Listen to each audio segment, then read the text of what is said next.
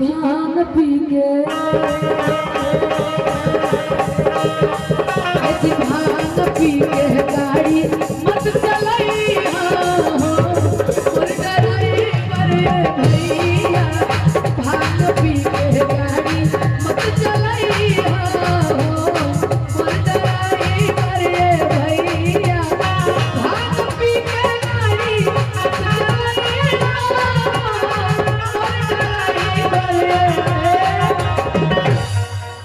तरुण भैया खातिर एक लाइन बा ए जी गाजा पी के गाड़ी मत चलैया हो मोर डराई बरे भैया जय हो ए जी भांग पी के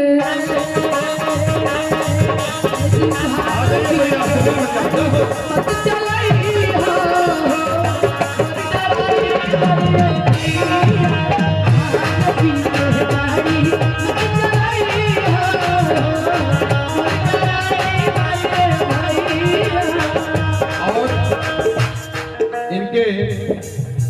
ड्राइवर भैया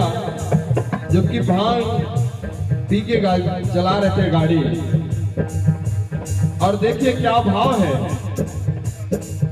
कैसे नहीं हम चलाई हो सुना मोरी सजनिया। तो आई ना भांग गाजा के बात कहला कि हम कहली चढ़ी जे नशा त बिगड़ी नशा तोहरा बदल कहूँ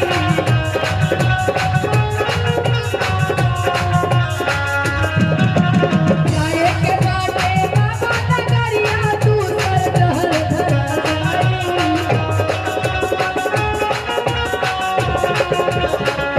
चढ़ी जे नशा त बिगड़ी नशा तोहरा बदल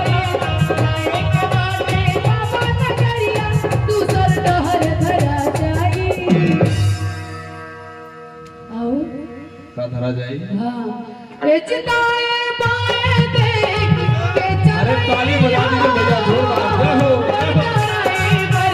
भैया चिताए बाएं देख के चलैया मोर डराई बरे भैया ऐसी गाजा पी के गाड़ी बस चलैया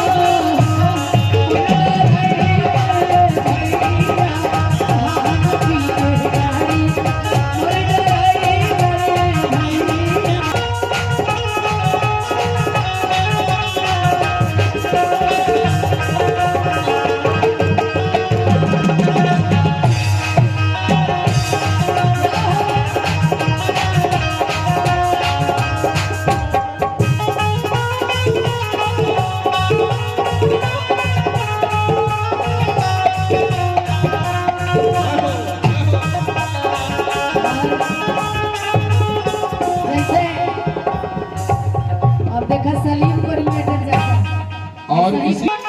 ए धनी चल चल भाई के दुआरिया, ए धनी चल चल भाई के दुआरिया, ए धनी चल चल भाई के दुआरिया, जहाँ लागल बा सगरी कजरिया, जहाँ लागल बा सगरी कजरिया। दोनों हाथ ऊपर,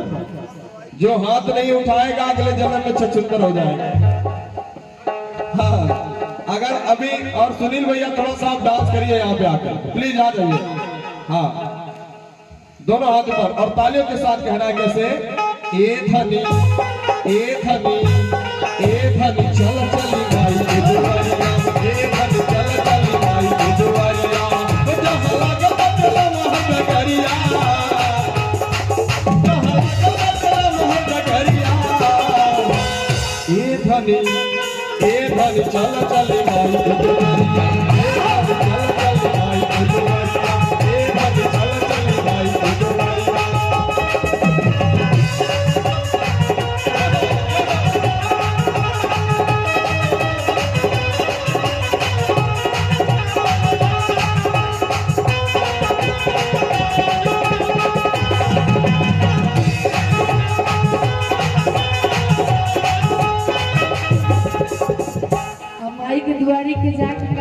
बा भैया कि तू गो चुनरिया लेके हो तू गो चुनरिया लेके आई बे हम दुआरिया मैया देवरू ए मैया देवरू खातिर गावे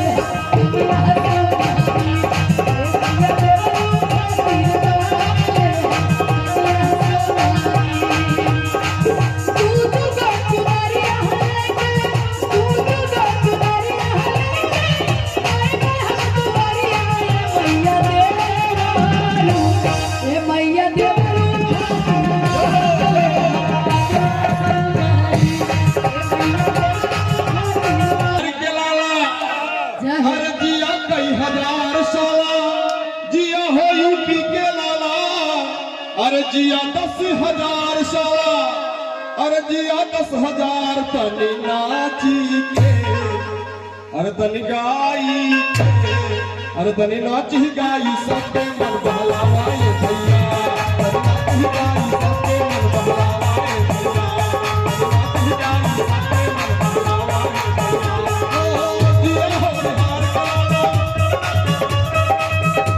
तनी नाची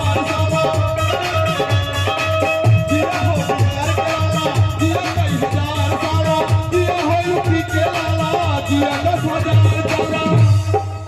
अरे जिया 10,000 तनी नाची के हरीश भैया तनी ठुमका लगाई के अरे सुनील भैया संगे जम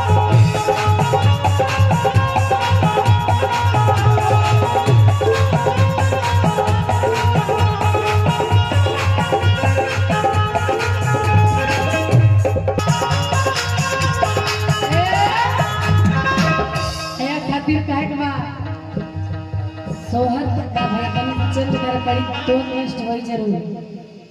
दो स्किल चल रहा है धान आइलो ये हो मैया धान आइलो ये हो मैया धान आइलो हो मैया जौन मास घिया नामा हम भैया तब नामा से भले हो हे मैया जौन मास घिया नामा हम भैया तब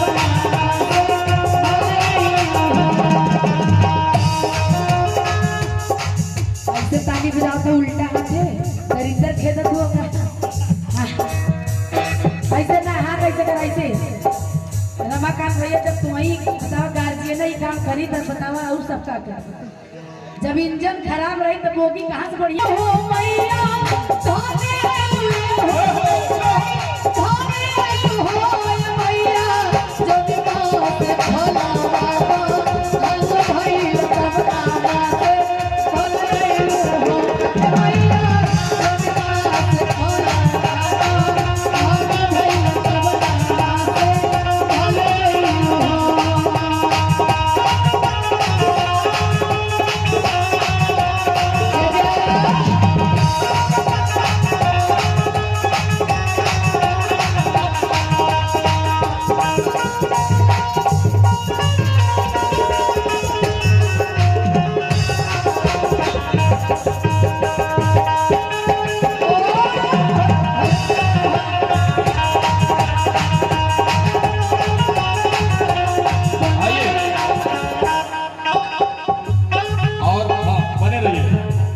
पांडे जी को मैं धन्यवाद देता हूं जो कि कौलापुर से चल के आए हैं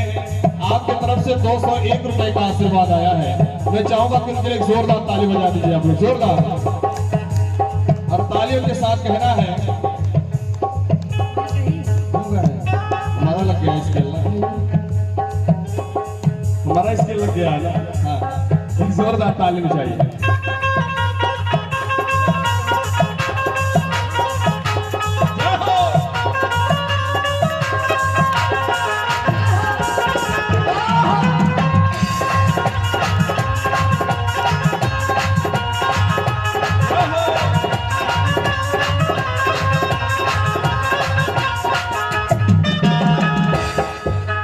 और क्या है निशा जी आज हम लोग माँ के दरबार में जो माँ के दरबार में आज जुड़े हैं वो आज से 365 दिन ऐसे ही चमकते दमकते गमकते रहेंगे। ये माँ शारदा की कृपा है। हरीश भैया जोरदार ताली बजा दीजिए। हम तो सोचे थे कि हम नहीं पहुंच पाएंगे, लेकिन वो 3 गियर और बढ़ा दिए थी माँ। हाँ, तो माँ के लिए कहना है, हरे मैया के चुनरी पर लाल रे, हरे मैया के चुनरी पर लाल लाल रे।